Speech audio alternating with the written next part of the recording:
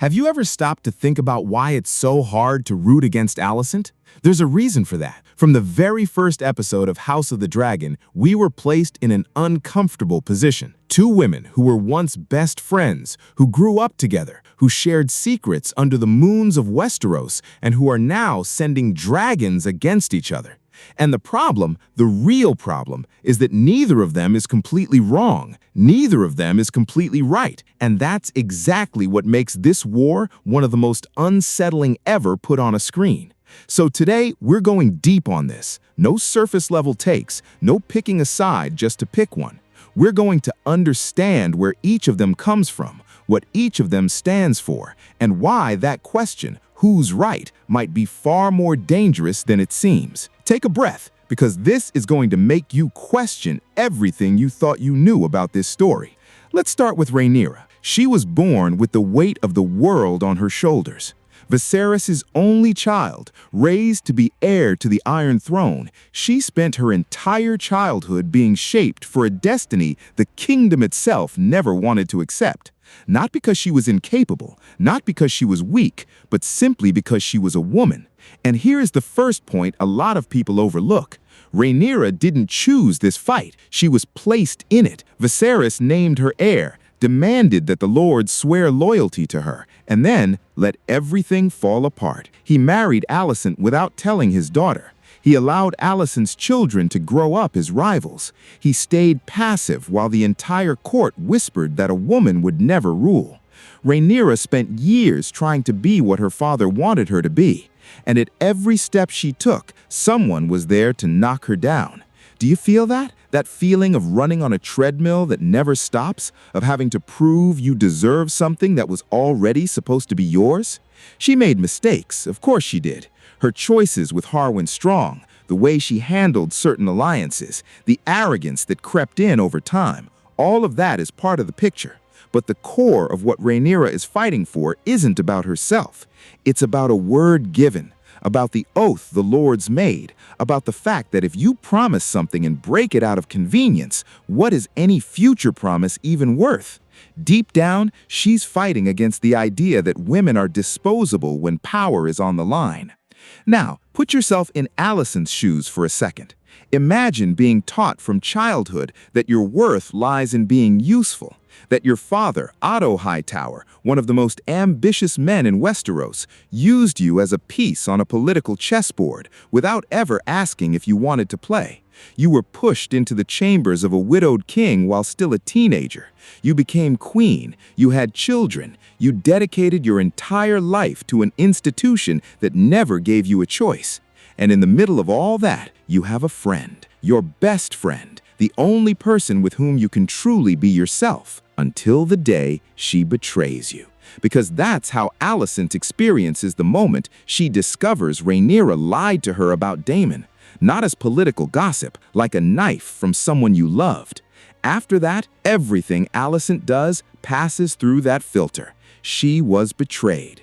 And when you're betrayed by the person you trusted most, the whole world goes crooked. You start seeing threats everywhere. You start protecting what's yours with an intensity others call obsession, but that you call survival. Alicent doesn't want the throne for herself. She wants her children, especially Aegon, to not be killed when Rhaenyra rises to power. That fear is real. That fear makes sense within the brutal logic of Westeros, where new kings tend to eliminate rivals to the throne the moment they ascend. Deep down, she's fighting for the survival of the family she built with her own hands, even if that construction began on foundations that were never truly hers. And here lies the rotten heart of this entire war. Neither of Rhaenyra or Alicent would be enemies if Westeros was a different place. If women had real power, real voice, real choice, they'd probably still be friends. Both were victims of a system that used each of them in different ways, and then set them against each other, while the men around them watched. Otto Hightower manipulated his daughter. Viserys ignored the consequences of his own decisions.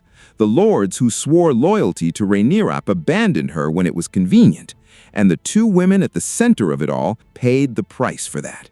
But, and this but matters, recognizing that both were victims doesn't mean their choices were equal. There came a moment when each of them had to decide who she was going to be inside that system. Rhaenyra, for all her flaws, chose to resist. She chose to insist that what was right, the oath, the legitimate inheritance, mattered more than what was convenient. She paid an absurd price for that. She lost children. She lost allies. She lost parts of herself that never came back. Alicent, at some point, chose the system. Not naively, she knew what she was doing. She took the tools the patriarchy had placed in her hands and pushed them to their limit, and in doing so, she became what she hated most, a piece on someone else's board, now playing for her children instead of for her father. And here is the last moment that defines all of this. In the episode where Viserys dies and his last words are twisted, misread, used to crown Aegon instead of Rhaenyra, Alicent believed it. She genuinely believed the king had changed his mind. And from that point on, everything she does is built on a foundation of misunderstanding. That is pure tragedy in the classical sense of the word, not villainy, tragedy. A choice made with the available information that pulls everything towards destruction. Rhaenyra never knew that. She never understood that Alicent wasn't acting in bad faith in that specific moment. And Alicent never found out that it was she, not Viserys, who had set the kingdom on fire. Two sides of a river that could never hear each other over the roar of the current. So who's right? If you ask me by the standard of legitimacy, of a word given, an oath made, the law as it was supposed to work, Rhaenyra is right. Full stop. Viserys named her. The lords swore. Alicent and Aegon usurped the throne. If you ask me by the standard of human fear, of a mother trying to protect her children in a world that eliminates rivals to power without a second thought, Alicent is responding to something real, unjust at the root, but real in experience. And if you ask me by the standard of what truly matters, then the answer is that both of them lost. Both destroyed what they could have been. Both became instruments of a war that handed power to others while consuming them whole. The Dance of the Dragons isn't the story of who was right. It's the story of how a system that never gave women the power they deserved made them destroy each other and called it politics. And so I'll leave you with this. If Rhaenyra and Alicent had shared one last honest conversation, no advisors, no children, no weight of Westeros between them, do you think they would have found a different path, or was their destruction already written before they ever became enemies?